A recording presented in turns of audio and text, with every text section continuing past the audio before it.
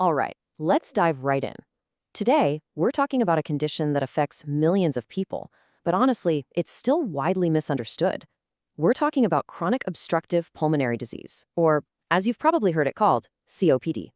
So, to give you a sense of just how big this is, let's start with a number. In the United States alone, we're looking at about 16 million adults who have been officially diagnosed with COPD. And what's really wild is that experts believe many, many more people have it and just don't know it yet because the symptoms haven't gotten bad enough. And we're not talking about some minor health issue here. COPD is the third leading cause of death in the United States. It's responsible for more than 140,000 deaths every single year. That number alone really hits home why it is so critical for us to understand what's going on with this disease. So, what is it really? Well, the official definition calls it a progressive lung disease. And there are two key parts to that. First, persistent airflow limitation, which is just a technical way of saying it's really hard to get air out of your lungs. And second, chronic inflammatory response. Basically, your lungs are in a constant state of red alert, of inflammation, usually triggered by inhaling irritants like cigarette smoke. Okay, so that brings us to our first major section. To really get a handle on COPD, we need to zoom way in and look at what's actually happening on a microscopic level. What does this attack on the lungs really look like? It's really this five-step chain reaction of damage. It all starts with breathing in those irritants. Your body, trying to help, sends in immune cells, but that actually creates even more problems, like oxidative stress. But step 4, this is where it gets really interesting, the protease/antiprotease imbalance. Think of it like this. Your lungs have a demolition crew, the proteases, that break down old, damaged tissue. And they have a repair crew, the antiproteases, to make sure the demolition crew doesn't go overboard. Well, in COPD, the demolition crew just goes wild, tearing down healthy lung tissue, and that leads to permanent damage.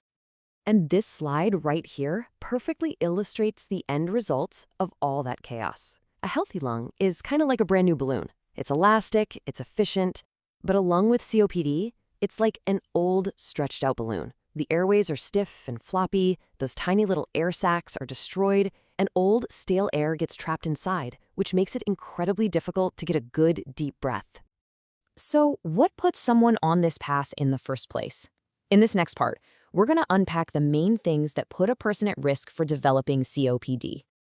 Let's be crystal clear about this. The number one top-of-the-list risk factor, by a huge margin, is cigarette smoking. The link is so direct that there's a clinical guideline for doctors. Think about COPD for anyone over 40 who has what's called a 10-pack year history.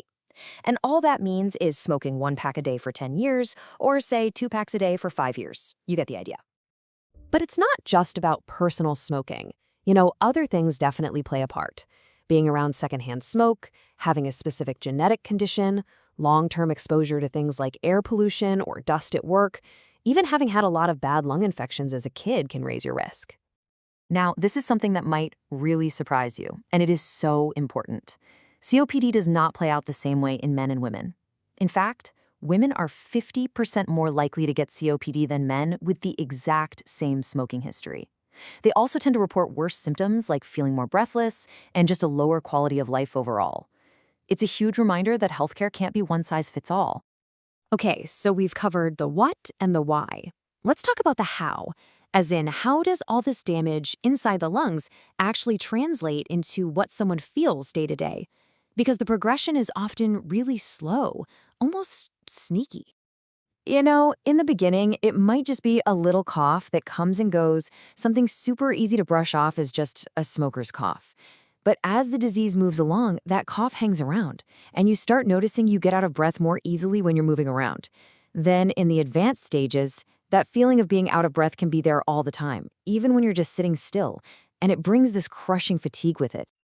So how do doctors know for sure it's COPD? Well, the gold standard test is actually really simple and totally painless. It's called spirometry. All you do is take the deepest breath you can and then blow out as hard and as fast as you can into a little machine. It measures how much air your lungs can hold and, more importantly, how fast you can get that air out. And the results from that breathing test are what doctors use to stage the disease, to figure out how severe it is. They use this system called the GOLD classification. That FEV1 you see there, that's just the amount of air you can force out in that very first second. So with mild COPD, your lung function might be at 80% of normal or even better. But look at the other end. With very severe COPD, it can drop to less than 30%. That is a massive loss of function. Now, I know a lot of this sounds pretty grim, but this is where the story pivots. Because while there is no cure for COPD, it is absolutely 100% treatable. So let's talk about the modern ways we can manage this disease and really improve a person's quality of life. Before we get into any medications or therapies, this quote right here says it all. The single most powerful, most effective thing anyone can do to slow this disease down is to stop smoking, period. It is the foundation that everything else is built on. And building on that foundation, you can see management is a real multi-pronged attack. You've got medications like inhalers to help open up the airways, oxygen therapy for people who need it, getting your flu and pneumonia shots to prevent infections, and sometimes even surgery. But one of the key pieces of this puzzle is something called pulmonary rehabilitation. So what the heck is pulmonary rehab? Well, it's way more than just exercise. It's a whole program designed to empower patients. You learn special breathing techniques to control that feeling of breathlessness, you get counseling on nutrition, you learn tricks to save your energy throughout the day, and you get really important emotional support. It's all about giving you the tools to take back control. So, if you remember one thing from all of this, let it be this. COPD is, for the most part, preventable. It is definitely treatable, but there is no cure. The damage that's been done to the lungs is permanent. And that's exactly why catching it early and starting treatment right away is so incredibly important for protecting the lung function you still have. And that leaves us with this final, really powerful question to think about. If we know how to prevent this disease and we have good ways to treat it, why is it still one of our biggest killers? It's a question that makes you think about public awareness, about the stigma that can come with a smoker's disease, and about just how important it is to take our lung health and every single breath seriously.